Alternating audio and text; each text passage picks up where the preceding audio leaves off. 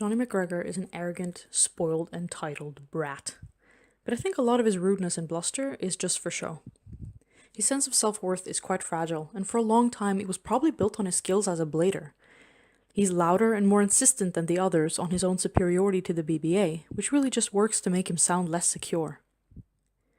Johnny needs to be the best in order to feel like he matters, and until he met Ralf, he always was, because he had yet to meet anyone who could stand against Salamalian. I think Johnny took his first loss very hard, and that he's felt like he's on unsteady ground ever since. He's unable to move on, unable to leave Ralf alone until he gets that rematch, and since Ralf won't give it to him, they're stuck with each other. And this is brilliant, because you know who else has just experienced this exact thing? Kai. That Kai and Johnny are set up as rivals is probably not a coincidence, depending on how much planning and skill you credit the writers with. Kai also comes from extreme wealth and privilege, has wielded far too much power from an early age, and is under pressure to live up to his family name and legacy. He too has likely never had true friends before he joined the BBA, and he has staked most of his self-worth on his skills as a blader.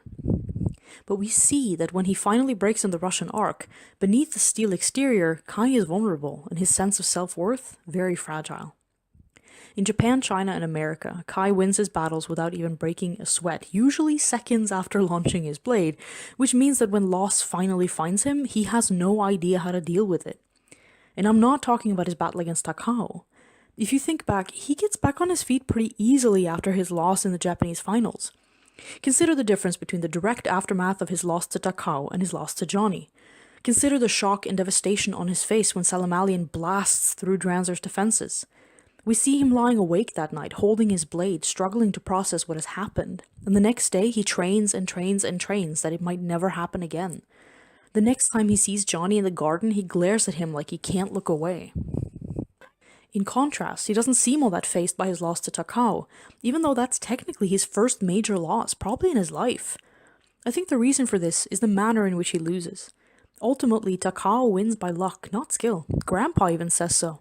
And while Takao will slowly draw Kai in with his relentless drive and optimism, it isn't until V-Force that Kai's obsession with him really begins. In fact, though I'm not going to go into that in this video, I consider Max to have had just as much of an impact on Kai's redemption arc as Takao had. It is, after all, Max who turns the tide of battle on the ice in episode 45. Kai may have a long-term goal of beating Takao to get back at him for the humiliation of the finals, but it isn't until they get to Europe that Kai experiences being defeated. And poor Kai, his opponent isn't even interested in him for his own sake. Now this is really just a headcanon of mine, but have you guys noticed that Ralf and Kai have the same eye color?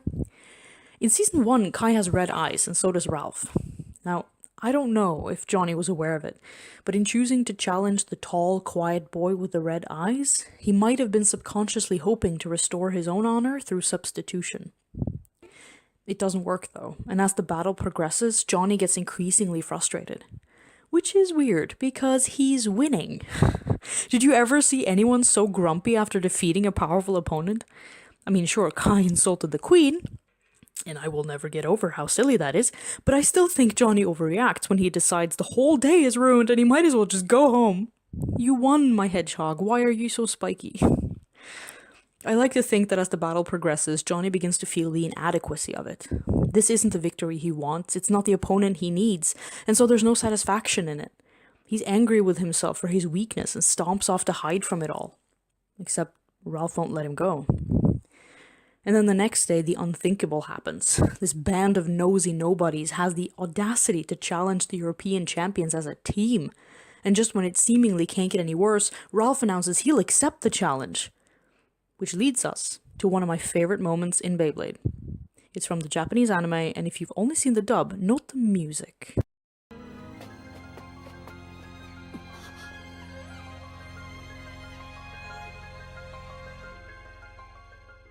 This moment both puzzles and delights me.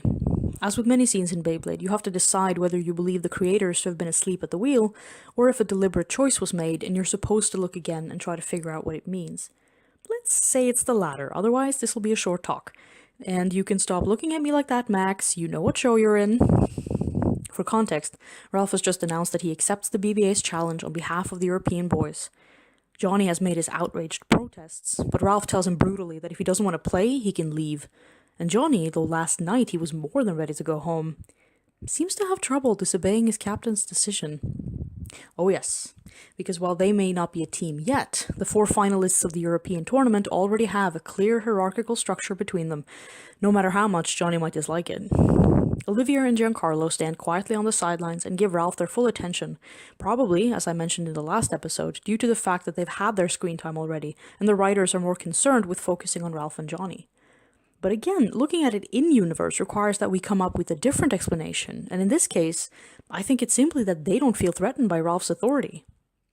Johnny does. While Giancarlo and Olivia sit properly at the table in the manner of good guests, Johnny has his boots on the upholstery. When Ralph is telling his story in the armory, Johnny wanders around in a show of boredom and disrespect.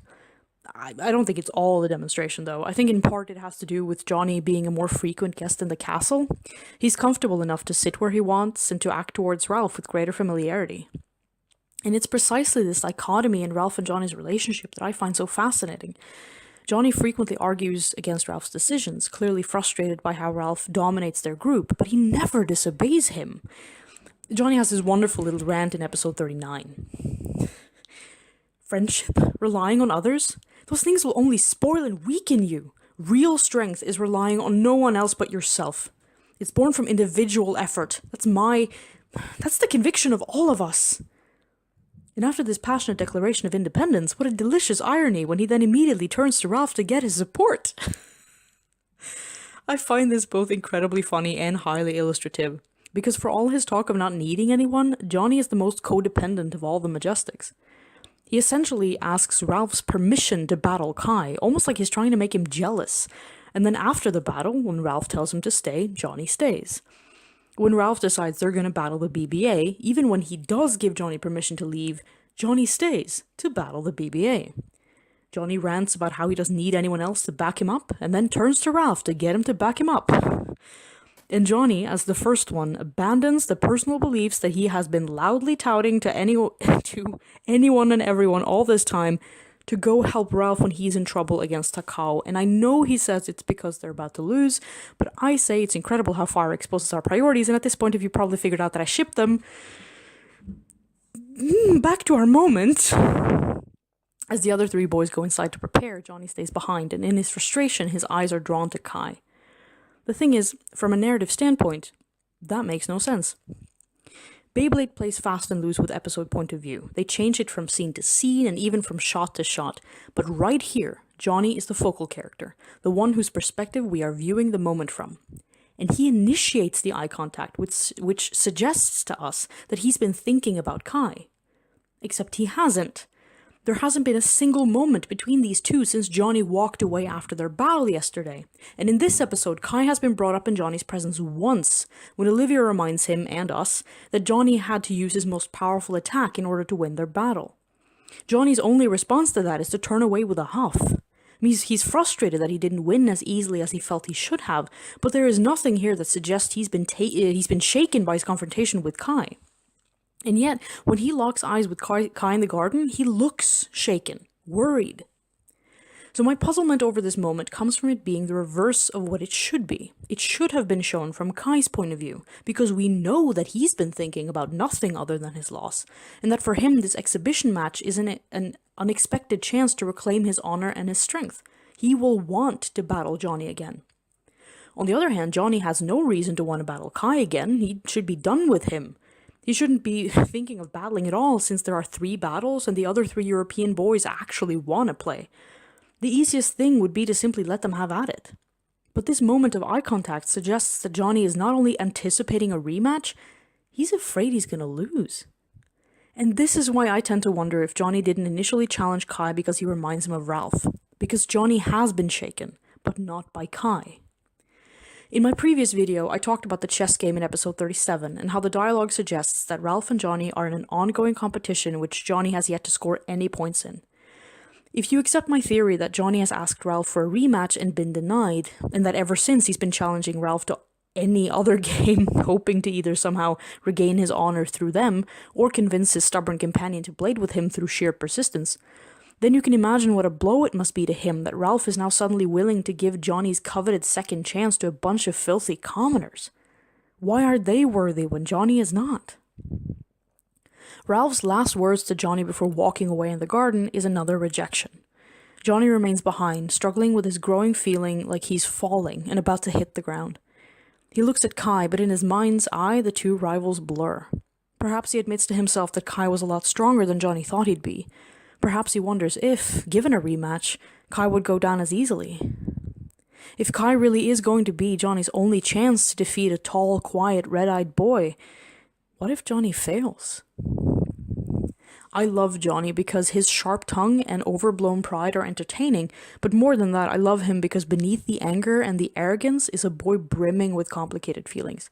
And I love this moment from episode 38 because it's one of those wonderful scenes where Beyblade takes its toughest characters and gives us a glimpse into their secret hearts.